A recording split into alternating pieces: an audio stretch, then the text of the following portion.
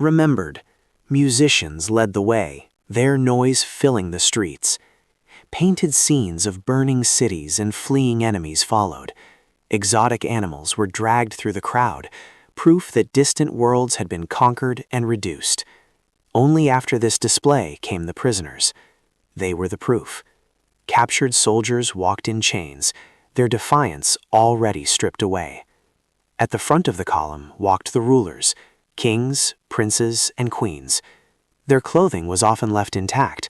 Rome did not want to erase who they had been. It wanted to show what conquest did to power. Zenobia would not be stripped of identity. She would be forced to carry it. 4 kilometers is a long distance when you are exhausted, bound, and exposed. The procession moved slowly, stopping often so the crowd could watch. Spectators leaned from balconies. Children were lifted onto shoulders. Vendors sold food while people laughed and pointed. This was not hatred, it was enjoyment. For Romans, triumphs were entertainment, proof that their empire expanded, proof that threats could be crushed. For captives, every step was exposure. There was no way to hide fear, no way to avoid eye contact. Every stumble was noticed, every pause judged. And at any moment, the route could change. Not every captive completed the triumph. Some rulers were diverted before the final ascent to the Capitoline Hill.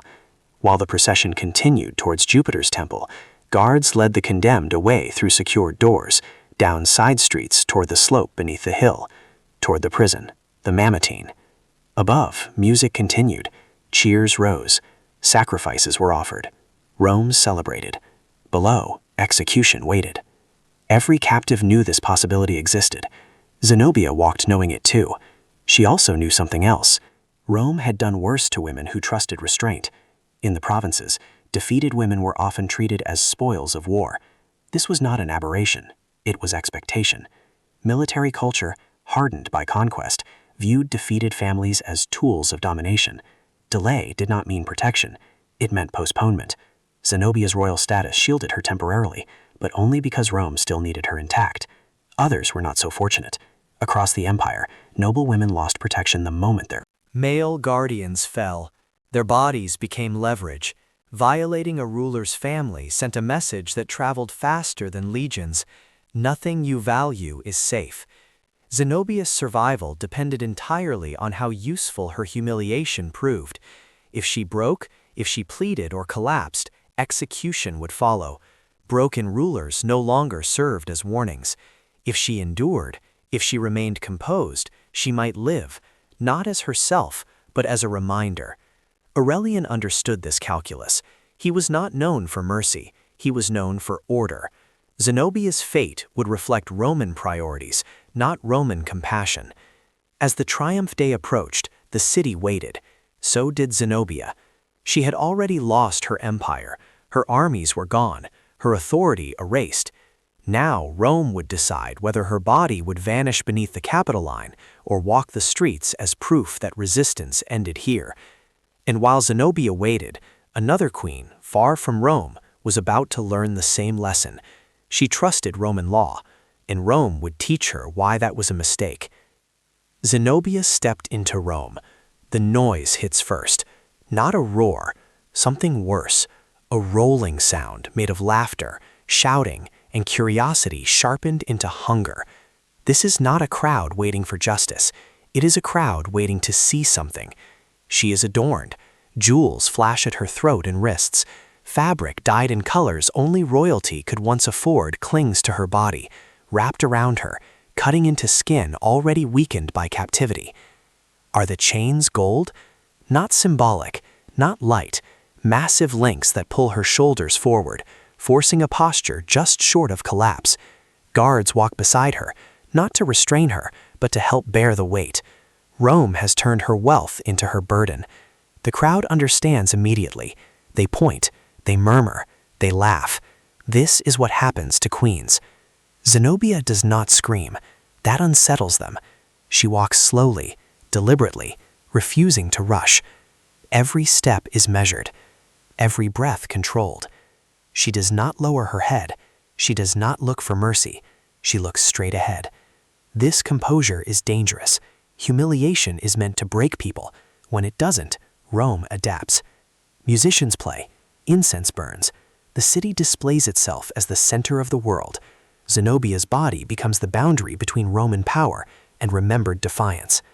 Aurelian watches, not with pity, with calculation. Killing Zenobia would be simple, effective, final, but it would end the story too quickly. Rome does not always want endings. Sometimes it wants reminders. A living queen, reduced but breathing, speaks longer than a corpse. Zenobia survives the day.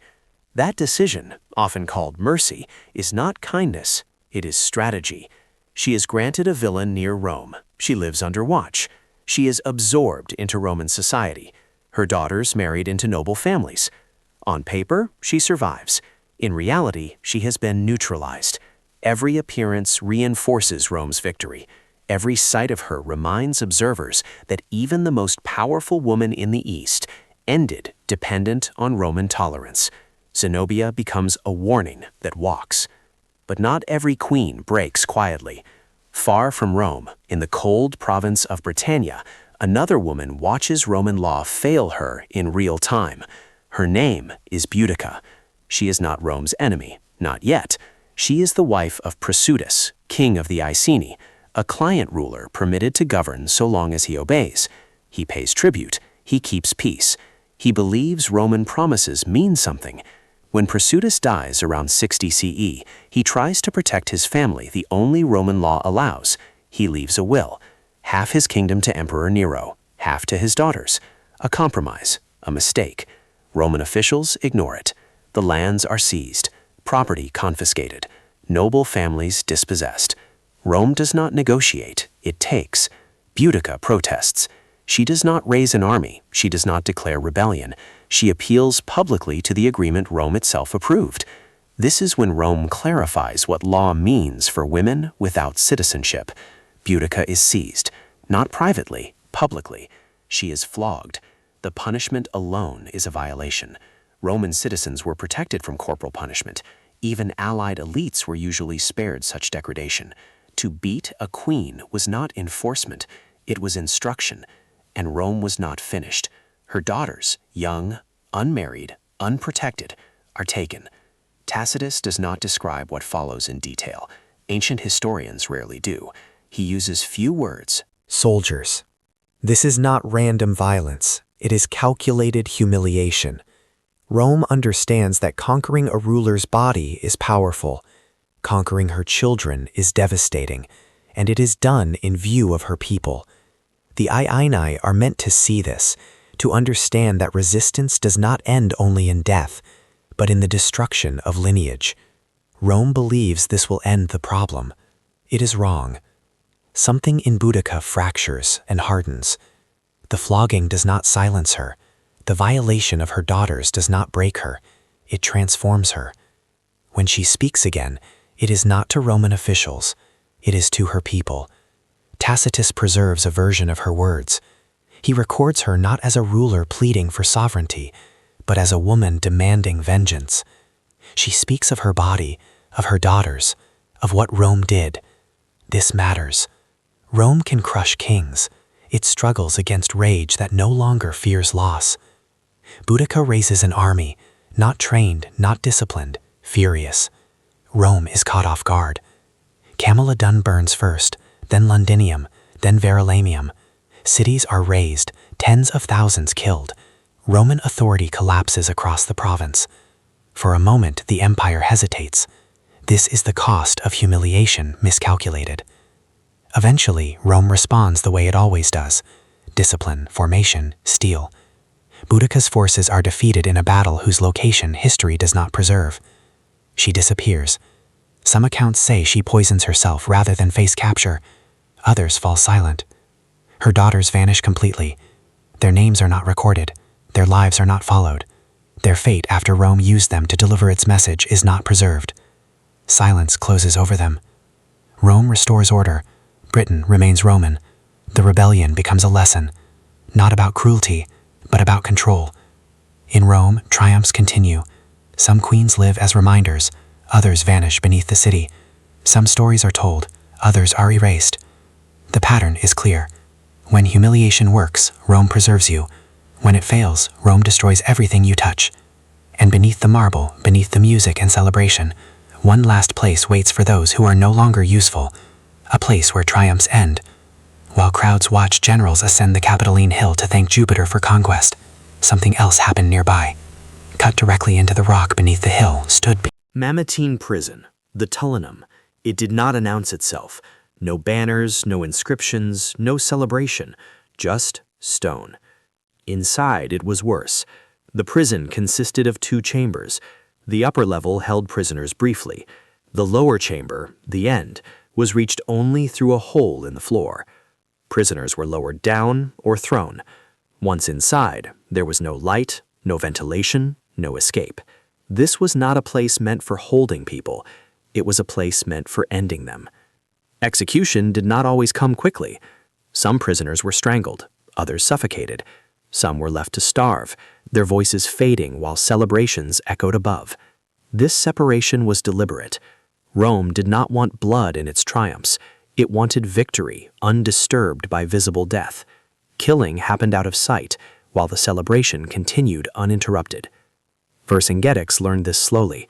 The Gallic chieftain who unified tribes against Julius Caesar was not executed after his defeat at Alesia in 52 BCE. He was imprisoned for 6 years. 6 years of waiting. 6 years of knowing his life had been paused, not spared. When Caesar celebrated his triumph in 46 BCE, Vercingetorix was paraded through Rome, no longer a warrior, but a reminder. After the procession ended, he was led away. The crowd never saw him again. Jugurtha of Numidia met a similar end. After Marius's triumph, he was lowered into the Tullianum. Ancient accounts say he went mad with fear. He lasted 6 days, starving in darkness, unheard by the city above.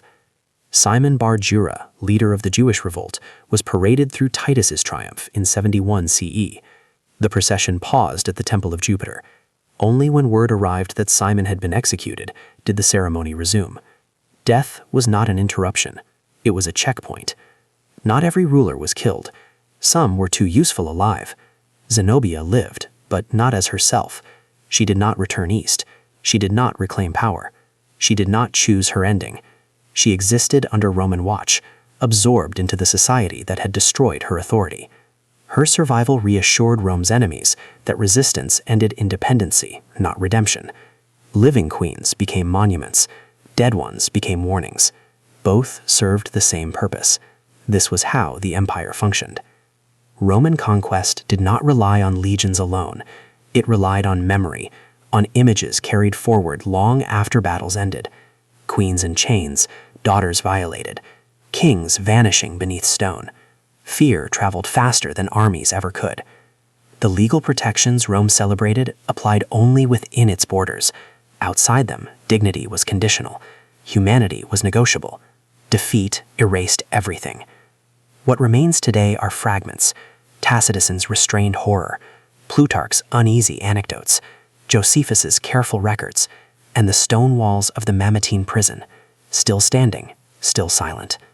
Tourists walk past them now. Some descend the steps. Few linger. The stones do not explain themselves. They do not need to. They have already done their work.